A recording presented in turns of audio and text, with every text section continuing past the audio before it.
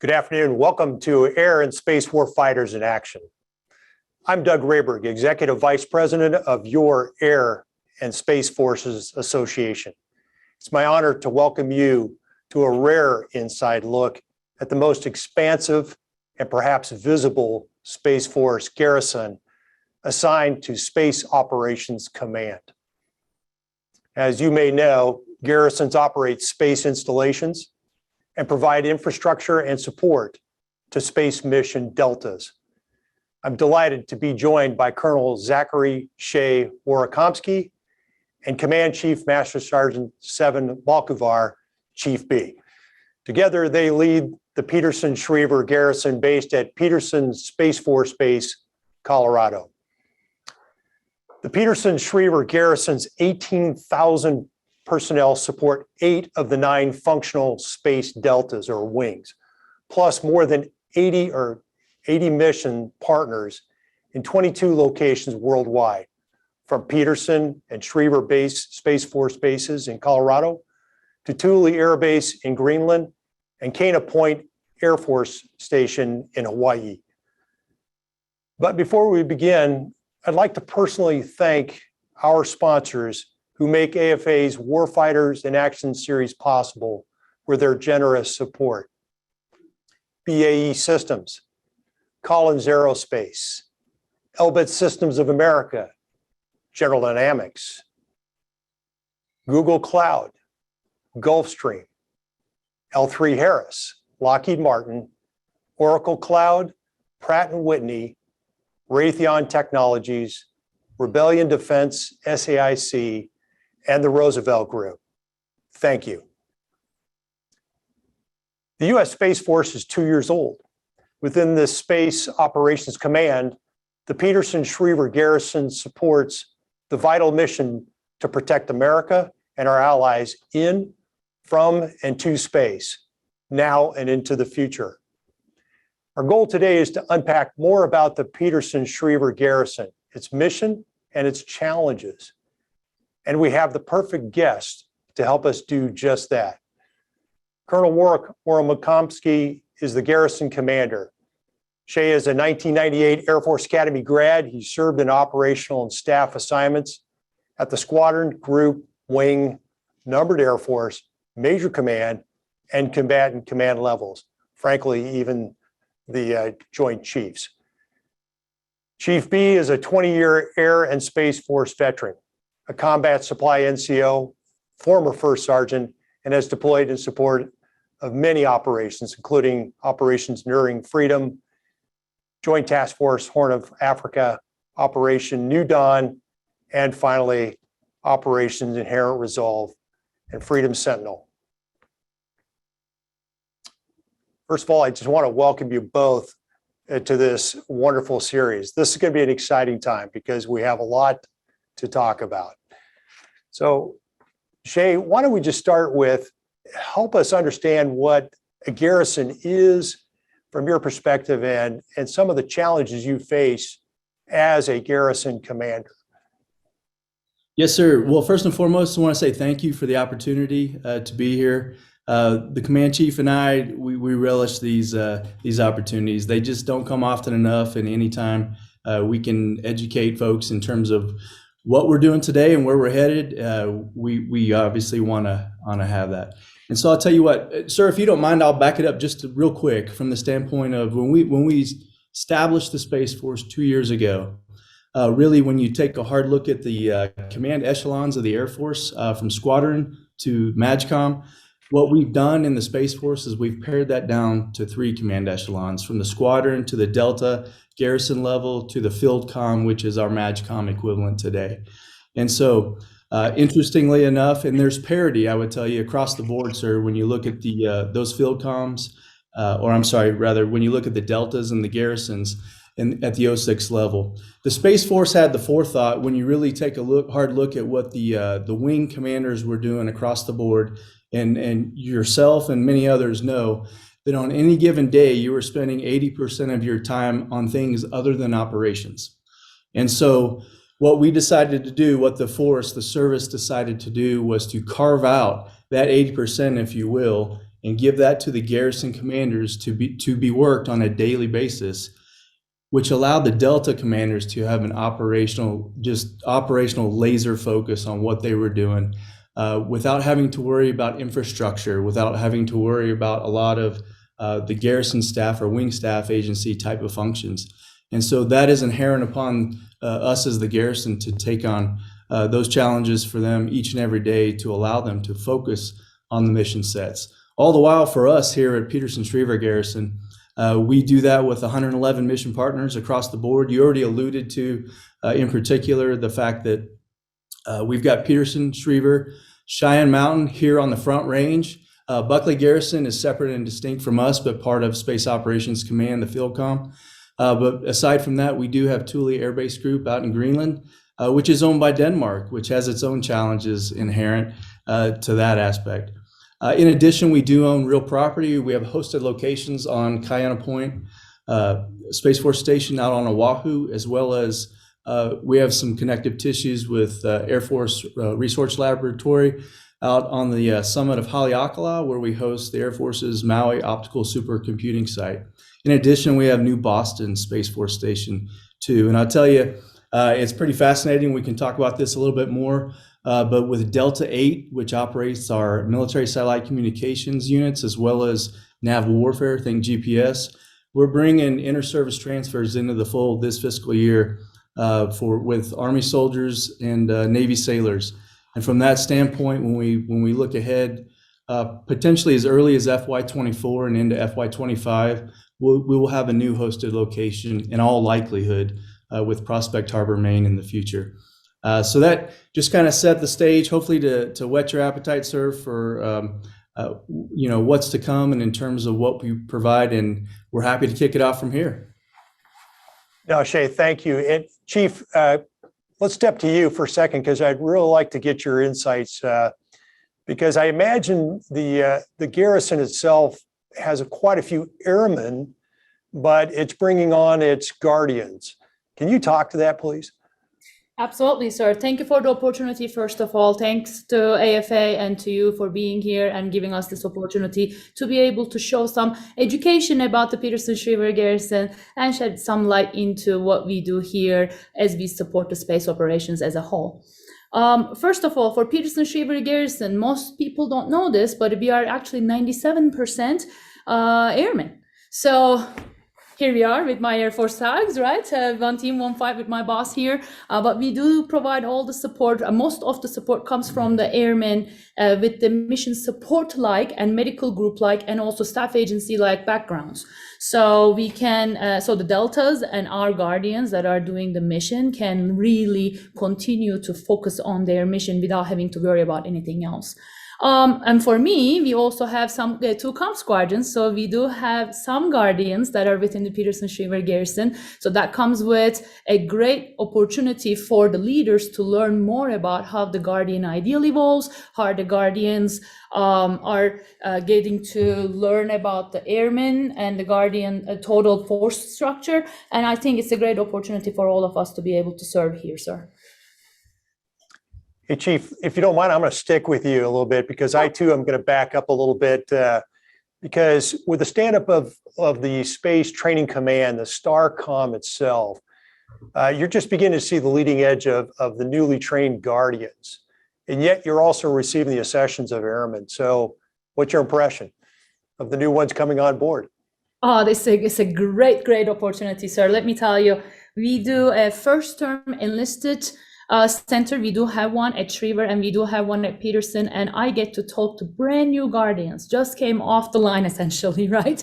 And I tell you, they're excited. They want to be here. They want to serve the Space Force. They want to do good, and they really happy to serve as a part of the military. And I tell you, they are really learning and understanding the guardian ideal. So to them, it means the world. And for many of the other ones that has crossed over from different services, we are trying to create a brand new culture for the Space Force. So I think that's what I'm most excited about. We have Army, we have Navy, and we have all the inter-service transfers as well as Air Force and brand new Guardians. So it's just going to be an awesome ride here on out.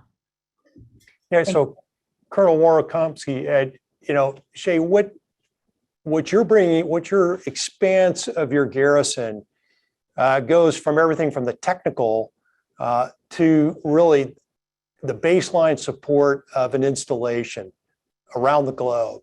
So tell me about how challenging that really is as a commander. It's pretty interesting. We really do. When you look at Cheyenne Mountain, obviously we've inherited legacy infrastructure from the Air Force from that standpoint. And so when we continue to work through the recapitalization aspects of that, our one-to-end prioritization list, we start with the mountain. If you look at Thule, for example, it's a fascinating place, very remote, 950 miles above the Arctic Circle. And when you look at that, and they generate their own power. So we have life, health, safety issues that we have to work through there. That's before you ever get to the Front Range, really from the Peterson-Schriever standpoint. And so it's a fascinating ride when you look at everything that we're doing in terms of FSRM, the facility, sustainment, restoration, and modernization efforts to military construction. We've got a host of efforts across the board at Schriever and Peterson, and then for FSRM when we look at Cheyenne Mountain. And what I'll tell you, it's really interesting. Here at Peterson, we host, in particular, the headquarters of 3 of those deltas. Delta 2, which provides space domain awareness. When you look at the orbital debris that we track across the board, and today that's over 44,000 pieces of orbital debris on orbit. To Delta 3, electronic warfare, who provides incredible capabilities, whether it's in the AOR or elsewhere. And then Delta 7, which is new. Everything we do is Intel informed. And so Delta 7 is our ISR Delta. Those are all hosted here out of Peterson. And so those mission support group units that we're all accustomed to, in particular the contracting, your civil engineers, your defenders, your communications folks, when you look at that, all of their requirements, whether they're with the headquarters of those deltas or whether they're with the GSUs and the detachments that are out there halfway around the world, they flow through Peterson. And then if you pivot over to Schriever in particular for Deltas 6, 8, and 9, we're standing up all the cyber mission defense teams in these cyber squadrons over in Delta 6. And in Delta 8, you're looking again, as I alluded to earlier, the MIL-SATCOM and the nav warfare mission sets. And then some of the newest missions with Delta 9 that are absolutely fascinating in terms of our on-orbit capabilities that provide us situational awareness outside that domain.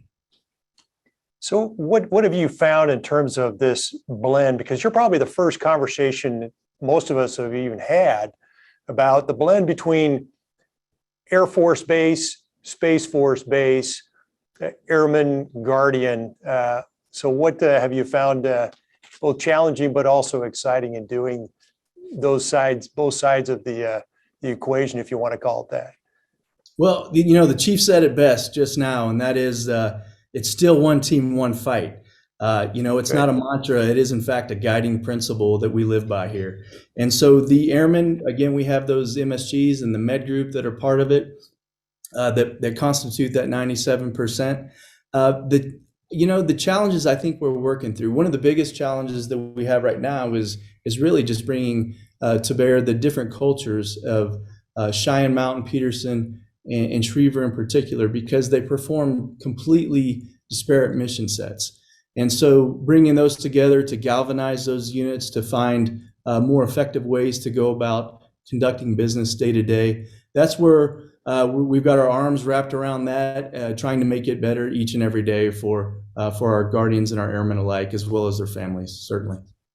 How about you, Chief? Thank you. If I may, sir, we call it a hashtag family business here. We really lead that way. My boss and I, we truly believe in this. I know hashtags is a thing. And I tell you, it is to be able to go out to different mission support units and to our medical group and garrison staff agencies and show them how they're so important into the space operations. I think that's a very important key factor, because obviously the flight line does not have the F-16s taking off on a daily basis. They don't get to see the satellites. They may not understand the purpose they serve. So it is our job to be able to connect the mission and what they serve and what their purpose is like. Because at the end of the day, I promise you, I want want that cook to be able to serve me that food when I come off my shift. And I want that medical group to be able to give me the shot that I need. And it just continues on and on and on. And their value is very important for space operations, and we need to be able to show that. So that's probably a challenge when you have different installations and trying to bring everybody together and be able to show that this is truly a family business, sir. Well, now we really have something to talk about, because I think you just opened up the aperture here. That is, obviously, operations in Ukraine really keep both of you on your toes, especially as you're watching agile combat employment. You're looking at Army, Navy, all the different services, including Guard and Reserve, potentially deploying either as individuals or as units. I'd really be interested, and I know our audience will be, how does that change the complexion of your garrison on a daily basis in terms of how you see those potential deployments and being prepared for those? Well, I would tell you first and foremost, in terms of our airmen, the airmen that are stationed here at the Peterson-Schriever Garrison actually deploy at commensurate rates with the Air Force. And so despite the fact we're a power projection platform and everything we do stems from these installations, that is one of the things that we work through. And I will tell you, if I can dovetail really quick, we have a servicing MAGCOM in Air Force Materiel Command that is critically important in terms of what it provides to our airmen and the units. And so that relationship between the field command at Space Operations Command, in addition to that servicing MAGCOM, is critically important from that standpoint. I will tell you, in terms of the deployment of some of our folks, aside from that, the Guardians that we push forward, we have a logistics readiness squadron that, despite the fact we're a Space Force base, we do have airfield ops. And not only do we deploy some of the folks, those critical mission sets that perform electronic warfare and other aspects downrange, but we help deploy the 4th ID here from Peterson Space Force Base down the road at Fort Carson. So our logistics readiness team is absolutely instrumental in all things deployment when it comes to anything that we're doing, Oconus. Chief, so on that note, from a joint reception staging, onward movement integration, so how much work or what do you see on the innovation side, just getting folks out of town? Because what I just heard was air, space, and cyber operations. Sir, I can tell you the way we push out the folks, especially for the 4th ID, it's incredible. We have a very large SARS building, and as a logistician myself, I can tell you this is near dear to my heart. And to be able to see some of the aircraft just landing there and getting packed up and getting pushed out is an incredible opportunity to be part of. So my hats off to the logistic readiness folks, as they're really working on pushing the cargo and the people out as they come available. So that is incredible. And I will tell you, sometimes we just have that C-17 landing right here. And if we need to load the people and load the mission set and load the items, we do it, and we do it well, sir, right here at Peterson Space Force Base. So something tells me you both did not have a checklist when you took your jobs. And so I want to delve into that. So what's changed while you've been, first of all, in command and being the command chief, just on the garrison perspective? And what would you leave your replacements behind? So I'll kick it off. I think the most interesting aspect is that no day is the same. Every single day we are making history here from that standpoint. And it's fascinating because I think Chief would attest to this. On any given day, well, I'll tell you, our schedule, Monday and Thursday, we spend at Schriever, Tuesday, Wednesday at Peterson. Friday, we spend a half day at the mountain, and then wherever else the demand signal takes us on any given day, or particularly on Friday. So it's just fascinating from that standpoint. Every day we come in, there are new challenges that we have to be able to get after. And so, we straddle the fence, if you will. We're working with our Air Force Materiel Command brethren on the Air Force side, and we're working with the Space Operations Command as well. And we use both channels to get done what we need to, whether we're dealing with airmen or Guardian or their families. Chief, go ahead. Thank you, sir. So I tell you, sir, when you get selected or when you become on that list for the command chief list, you have this idea of what a command chief does. And then you come to a very dynamic mission.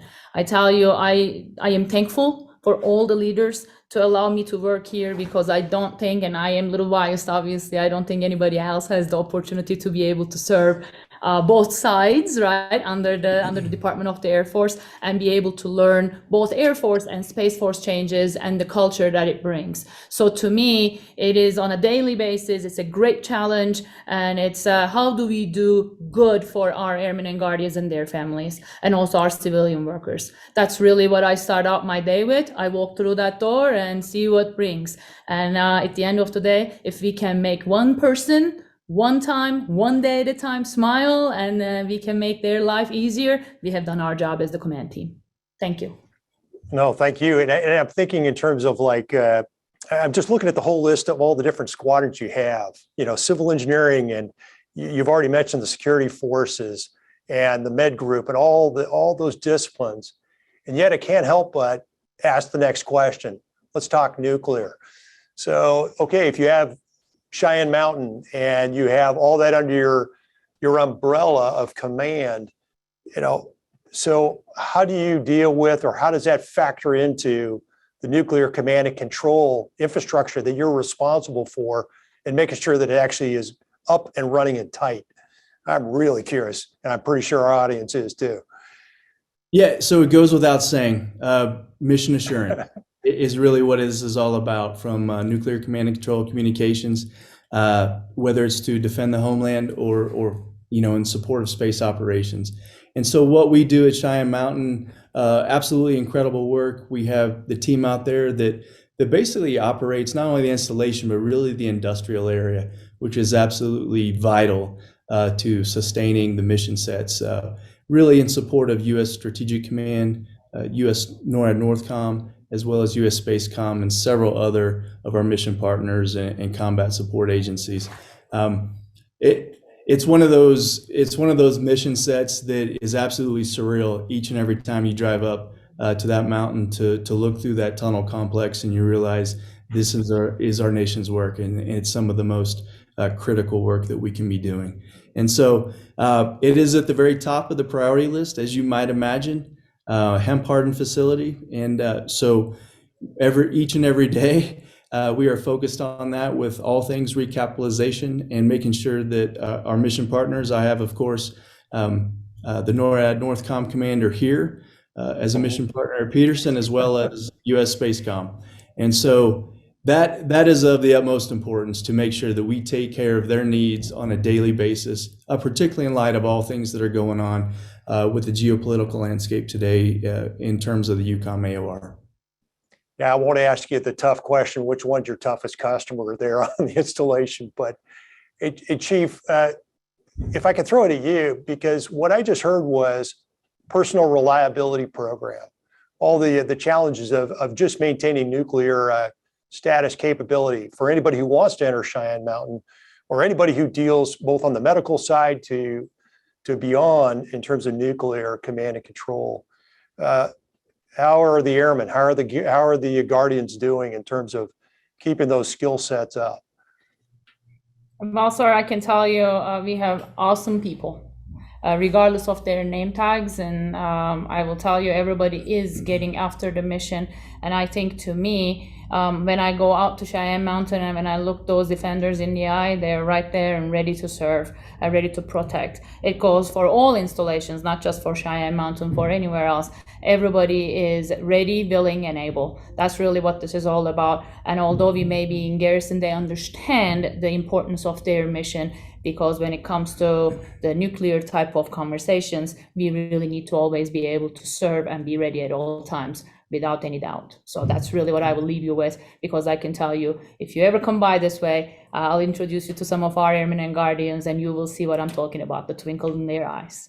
Thank you, sir. I'll take that one on. Thank you. We'll be there. Okay, so we've talked a little bit of air, a little bit of space, a little bit of cyber, not too much on cyber, but we'll touch that in a second. We've talked nuclear, and this is all within the garrison itself. So the Peterson-Schriever garrison also has a responsibility for digital transformation. especially as the Chief of Space Operations, General Jay Raymond, has talked about. So how are you a part of that ability to accelerate the digital guardian as well as the digital force? Yeah, so some of the things we're getting after right now, in particular, I will tell you what's interesting for the service itself is the supercoders that we're bringing on board. These are those 3D OX4s for those that are part of the Air Force, the enlisted organic blue suit, and in this case, black suit, members that are being brought on board that are being trained in all things DevSecOps, if you will. So that we have those agile software development methods. And that's what we're really focused on right now in terms of innovation. If you go out on any of the space operations floors that are a part of the deltas, they're always looking at ways to do everything smarter, much crisper, more efficiently, more effectively. And so from that standpoint, we're using applications and we're using those supercoders to the extent possible. And each and every day they're developing new courses to bring those folks into the fold as part of that. And so I think as we see opportunities across the service to use AI and machine learning that are basically you have the connective tissues via those applications to ensure that we're not leaving, the data does not fall on the floor, that we have basically members of our Space Force who instead of performing very methodical types of TTPs, if you will, on the floor, those things that can be automated, that's exactly what we're getting after. And so we've taken the leashes off, so to speak, all of our young guardians and airmen alike, so that they can innovate to the extent possible. We all know, you mentioned cyber before, and this goes along that cyber realm. This is absolutely today a young man's, a young woman's game. From that standpoint, we are trying to attract the best talent we possibly can to allow them to basically bring their incredible talents to bear on our operations floors. So, Chief Balkuvvar, I'm going to give you some bragging rights. So, what part of the digital transformation has rubbed over on your airman side, and what best practices have you actually seen come from that you are now kind of bringing into what I'll call the Air Force side of the garrison itself? Well, sir, I can tell you, we are actually in the midst of creating an application because obviously the future is with the young minds, just like the Colonel said. So for the enlisted professional development and enlisted development as a whole, we are trying to utilize, and this may be, as a matter of fact, this may be in partnership with one of our other field commands, where we can use an application and show our young airmen and guardians, or really anybody that would like to see any type of professional development, they can just go into the app, look at things, and just say, hey, today they're offering a team cohesion class at whatever location. So instead of making phone calls to this office, to that office, to this office, we are trying to empower them, and so they can just have the information readily available for them. So that's something that we are trying to bring. And I tell you, as a matter of fact, the sprint team that is going to put this together are super excited. They have been working through and kind of thinking through what they want to do with this. And the sky, in this case, space is the limit for us. So that's what we're trying here, sir. That's wonderful, Chief. And probably in a couple of minutes, what I'd like to do is kind of shift from me asking the questions, but more of our audience out there. And so if I can just kind of prime our audience to be prepared to tee up some questions, we'll look forward to that. But in the meantime, let me take into both the industry side as well as the demand signal for space power. It's now becoming very clear that it's indispensable for a combatant command operation. So beyond the Ukraine fight, obviously space power is absolutely vital to any COCOM's mission. So how does that impact the garrison's ability to keep all that support structure going, especially your supports for the deltas? Yeah, so in particular, sir, kind of as I mentioned, that mission assurance piece, it really is. I will tell you, as a cyber guy by trade with some space background as well at both Schriever and Peterson, civil engineers are our best friends. They truly are. From a power pro standpoint, from HVAC, all of those types of things, they basically say you can't spell space without CE, and it's true. It is absolutely true. And so, and I like to brag about our CE brethren, but it's across the entire base operational support, construct in terms of that enterprise. We got to have defenders at the gate. We've got to have the contracting means in place. We have to have the boss IT functions to provide the network and telephony aspects of that, because we fight from home. We fight from these power projection platforms. And so our space operators understand that. They get it. They know how critically important it is to have these airmen in place and the Guardians in case of the comm squadrons today to be able to perform all of those functions. It's just inherent to what we do. And I can tell you all of our mission partners understand that, from the combatant commands to the service components that reside here to the Missile Defense Agency and NRO that reside out at Schriever. We just have what we do is so vital to national security across the board. The front range here alone, not to mention what we do at Thule, as you get a different perspective over the poles, and the ability to upload and download the telemetry tracking and commanding of our satellites there. It's all based on what we generate in terms of power and HVAC and the ability to sustain those mission sets. That's great. So do we have our first question from the audience? Give me a second to see if it's coming up here. I think our first one is from Scott King, if I'm not mistaken. Hadley. Okay, Greg, fire away. Question number one.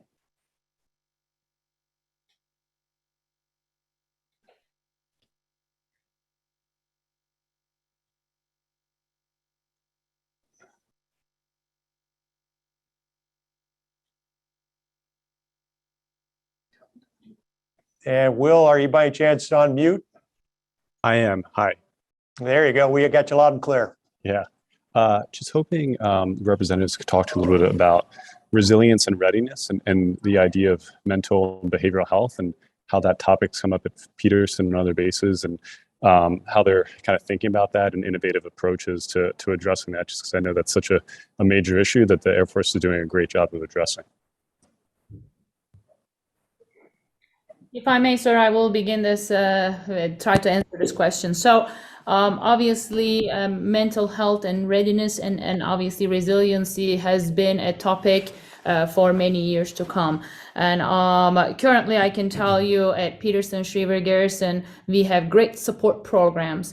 Constantly, we have actually what we call a coaching program. Currently, we have two in training that are showing their abilities to be able to coach folks in individual terms and kind of get them through maybe tough days, or maybe if they're dealing with some issues personally or professionally, get them through those obstacles. In addition to that, we have many programs like that the Airman Family Readiness Center is offering. So, and in addition to that, obviously our mental health providers and the market in the front range is available for anyone to use, and the referrals can get through the medical folks. I will tell you personally, I think resiliency is not something that we can create as a program, but rather it's something that we create through the relationships between people. So for me, the most important part is for our engagement with people and all of our leaders at all levels, regardless of their rank, to be able to put eyeballs to the person next to them. Because at the end of the day, this we don't do anything by ourselves. This is a team effort. And how do we get there? By making sure that the folks are understanding that they are never alone.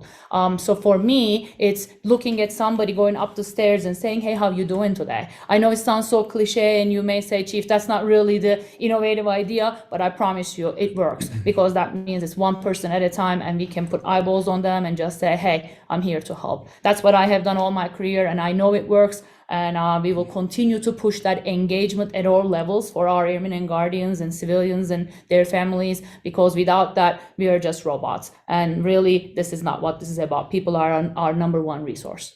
We also have some incredible capabilities in terms of what we call a GHOST team, Guardian Holistic Operational Support Teams, which is a small cadre of mental health specialists as well as just some key folks that are able to, if any of our guardians or airmen require some special assistance, those teams are able to provide them that.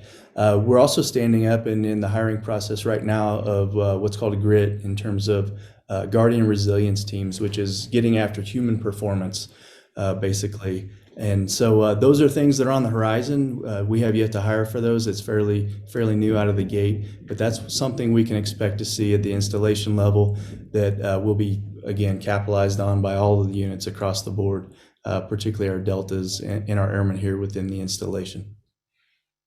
Will, thank you for that question. That's awesome. Our next question is going to come from Greg Hadley from the Air Force Magazine. Greg, over to you. Hi, can you guys hear me? Yes, sir. Awesome. I just had a quick question. You kind of mentioned that 97% of the garrison, comprising of airmen and then that. And I was kind of curious, when you look to the future, how do you see that balance kind of playing out as the Space Force becomes more established as a service? Yeah, sure. I'll kick this off and let Chief dovetail into that. I think that basically the relationship that the Air Force and the Space Force have established to date in terms of using AFMC as that servicing MAGCOM, I quite honestly would envision that going forward into the future. A lot of that has to do with our end strength in the Space Force in terms of being the smallest service, the newest service, and being able to rely upon as part of the Department of the Air Force, being very much akin to the Department of the Navy and the Marine Corps U.S. Navy model that's used today. So from that standpoint, for the foreseeable future, I think that's basically where we're probably gonna remain, with the exception of the one outlier, like I alluded to. It really is probably going to be that Space Communication Squadron that we have as the airmen. By the end of summer, all of the airmen in our communication squadrons will head back to the Air Force, and then all of our inter-service transfers that are coming from the Air Force will be brought back into the fold at all of the various garrisons to populate those Space Communication Squadrons. And sir, I think in my opinion, this is not about really the numbers. It's about the support, right? The support that the space operations will continue to need. As the mission growth happens, the numbers for the airmen may go up.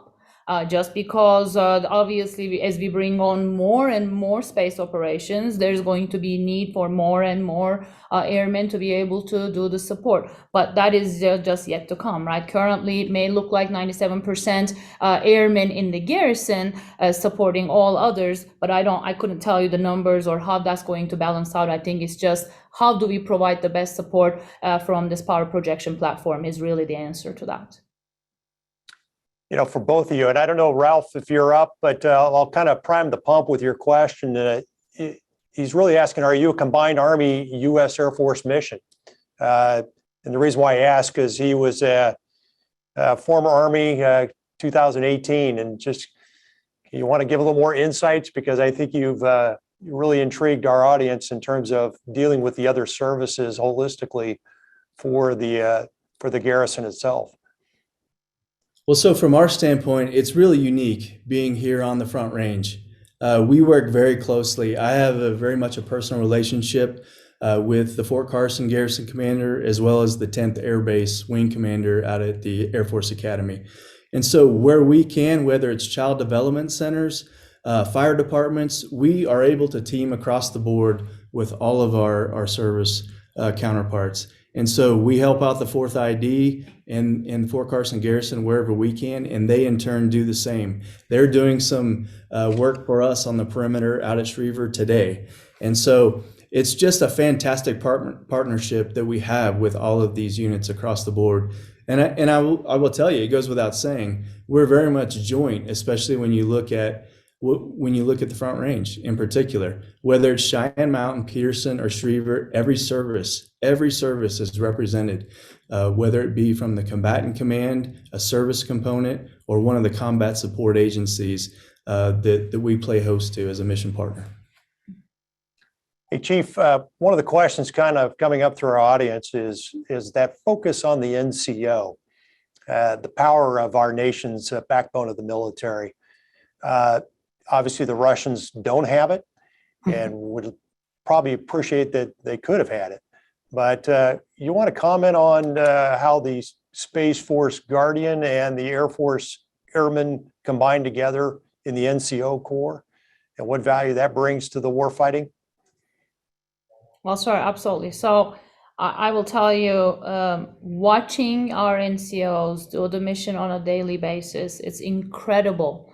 They're hand in hand, just sitting next to each other, just resolving issues, situations. So to me, we obviously rely on the enlisted backbone. So how do we move forward in terms of their development is really what I try to focus on. To me, this is not just about the Guardians, or this is not just about the airmen. This is about how do we provide development for people, because at the end of the day, without them, we can't do what we do. So we do have a lot of different programs here at Peterson-Schriever Garrison that is open to all of our services, including our COCOM partners and mission partners and all of the other mission partners. And we are planning on expanding it for our Canadian partners as well. So that is just something that we have been talking and just kind of expanding it out, because at the end of the day, we want to be able to provide the best support, and we want to be able to provide the best space operations. Shay, get ready. I've never had this question before. It's going to be a good one. John Frias, by any chance, are you up? Or Frias? Well, I'll ask the question anyway. John's asking, does Delta 7 ISR deal with high altitude balloons? You know, and if so, are they integrated with air ops and mission planning involved? Are you in the balloon business too? Well, I tell you what, it's a great question. I am not in a position to speak on Del 7's missions in particular, but it is a great question nonetheless.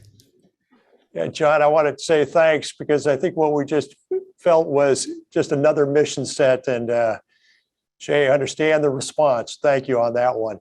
I think another question that's come up from our audience is, so what advice would you give someone looking to come to the Space Force? So I'll give it to the commander first.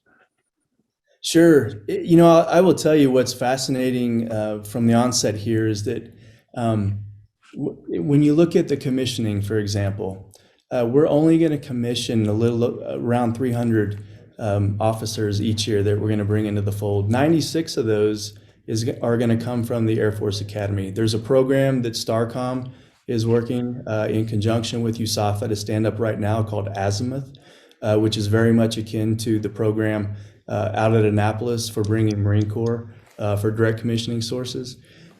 So there's tremendous opportunity there. And I will tell you, we have a university partnership program with 14 separate university systems across the board that have been established by the leadership in the Space Force. To include, in my case, I work closely with the University of Colorado here in Colorado Springs. And so we try to find what's mutually beneficial. And in some cases, in many cases, actually, when you look at the ROTC program that's out there, those are the types of initiatives and efforts where we're looking at the talent that we can bring in across the board. I don't know if, Chief, you want to speak to some of the enlisted side or not. Sir, what I would suggest is for anyone that is trying to come to Space Force, well, first of all, you got to have the aperture to be able to lead boldly. I will tell you, command by negation is a thing in the Space Force, and I love it. I love it. I love it. And I think for any folks that wants to join the Space Force, I almost want to put out the mind blown emoji. I walked into this place and it's like mind blown emoji every day for me. So if they want to really push forward and they want to see something super duper exciting and they want to be able to just say, hey, you know what, I'm part of something bigger than this earth. That is the Space Force. And although I may be an airman and I love what I do, I have been doing it for 20, and hopefully they will allow me to do this another 10 or so. I will tell you, Space Force is right there with it, and it's great opportunity to be part of. And for anybody else out there, it is the way the Space Force is trying to continue. When you have a smaller size of the force, things are a little bit more agile, fast, and we call it the space speed, right? So I think it's great to be able to serve as part of the Space Force. So that's what I will leave you with, sir. And when we talk with younger crowds, I will tell you it's all about STEM. Everything is related to STEM. As we look to grow that talent that we will need for the future, it is all about engineering and mathematics. In fact, that's, as most people know, that's what happened when we stood up the Space Force. We took the core of Air Force Space Command in terms of those space operators, and then we brought in those common AFSCs for engineering and cyber and intel and acquisitions. And that is exactly what the future holds. And those are the skill sets that the Space Force is looking for moving forward. Yeah, and a good question or kind of almost like a statement just popped up, which I thought was really interesting. So you're blending a lot of skill sets, a lot of perspectives from other services and from other components and Guard, Reserve, and others. Is that what one of the big takeaways is? You have the advantage of seeing a lot of other ways of looking at the problem, so to speak, for warfighting. Absolutely. No, that's spot on. I mean, we're opening the aperture here for all things. You know, the nature and the character of war, when we look at that, the space domain, we talk about the maritime and the terrestrial and the air domains, and the future conflicts that involve the U.S. are going to start in all likelihood in cyber and space. And so from that standpoint, we are looking for people who think differently. We are looking for just incredibly bright minds and talented individuals who are able to bring to bear new capabilities and new thought processes for how to get after these incredible problems. Well, we're less than 5 minutes away from shifting over to our partners. But before we end, I just want to take a moment and ask you both, take us up to the Arctic just for a moment as an ending note, especially with your team Thule up there. And how does your garrison and your folks really play into the Arctic strategy? Kind of as a good ending note, because that's really a warfighting perspective.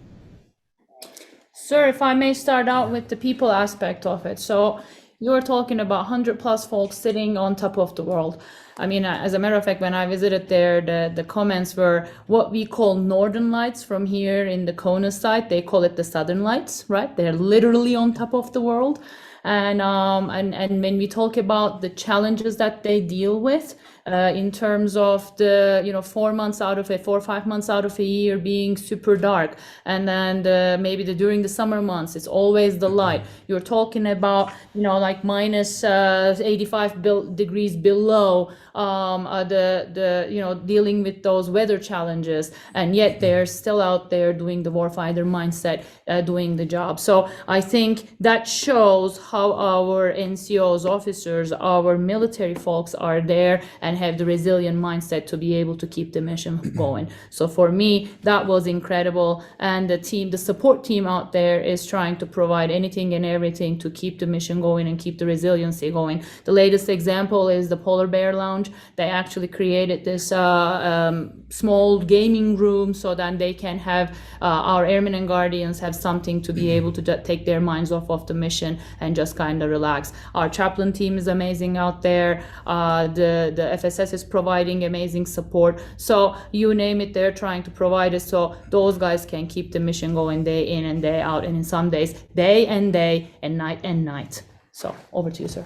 No, and I'll tell you, with our strategic partners in NORAD, Northcom, and US Spacecom, we bring incredibly important capabilities to bear at Thule. It is absolutely vital from the standpoint of missile warning over the poles, for satellite control network, which is operated there as well. So again, as I mentioned earlier, the telemetry tracking and commanding of satellites that are in these highly inclined orbital planes, that's exactly where we're able to get that global perspective and what we need from that standpoint.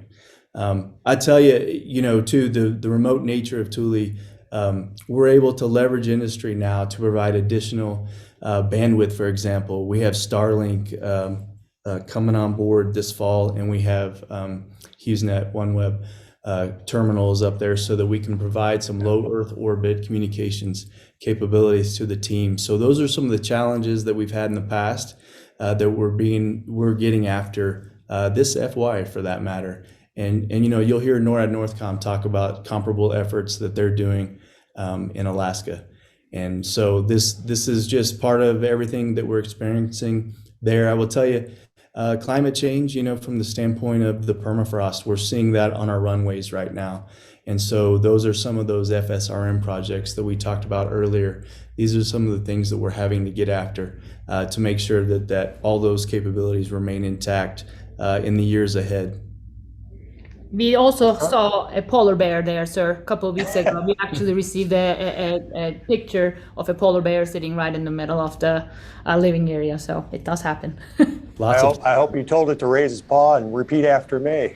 Join the Space Force. Semper Supra. Colonel Warakomski and Chief Balkuvvar. Boy, we just need another hour and a half or more to really dig into what your garrison is all about to our nation. But let me just politely end on this high note. Thank you. Thank you for all that you do for the Guardians and for the airmen, and more importantly, what you do for the combatant commanders and the war fighters, especially those that are in the fight tonight. So thank you. And we will now go to our next session with our industry partners. Thank you. Yes, sir. Our pleasure. Thank you for the opportunity. Thank you, sir. I appreciate it.